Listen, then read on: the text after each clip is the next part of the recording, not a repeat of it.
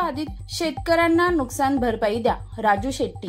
चिखली तालुक्यातील सोमठाणा परिसरात झालेल्या अतिवृष्टीमुळे शेतकऱ्यांच्या जमिनी खरबडून गेल्या असून उभी पिके पूर्णपणे नष्ट झाली आहेत। पाण्यामुळे शेतात उभी पिके वाया गेली असून शेतकरी आर्थिक संकटात सापडला आहे। या पार्श्वभूमीवर स्वाभिमानी शेतकरी संघटनेचे संस्थापक अध्यक्ष व माजी खासदार राजू शेट्टी यांनी सोमठाणा येथे प्रत्यक्ष पाहणी केली। यानंतर आयोजित पत्रकार परिषदेत बोलताना शेट्टी यांनी सरकारने या शेतकऱ्यांना तातडीने नुकसान भरपाई द्यावी अशी मागणी केली।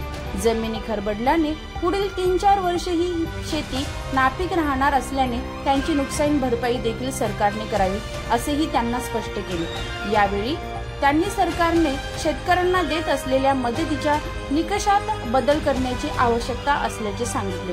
तसेच समृद्धी महामार्गामुळे अनेक शेतकऱ्यांच्या शेतात पाणी थांबून शेतीचे नुकसान झाले असल्याने त्यांचीही नुकसान भरपाई देणे आवश्यक असल्याचे मत शेट्टी यांनी व्यक्त केले।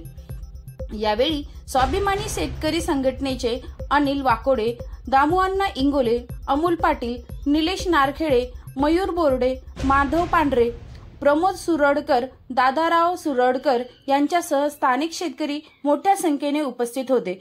प्रेस रिपोर्ट न्यूज साठी संपादक सोहेल शेख, चिखली। तोंडाशी आलेला आहे, कारण ह्या पिकाकडे जर बघितलं तर जे काय मशागत करायची ती झालेली आहे, खर्च करायचा तो झालेला आहे, फक्त कापणी तेवढी शिल्लक राहिलेली होती।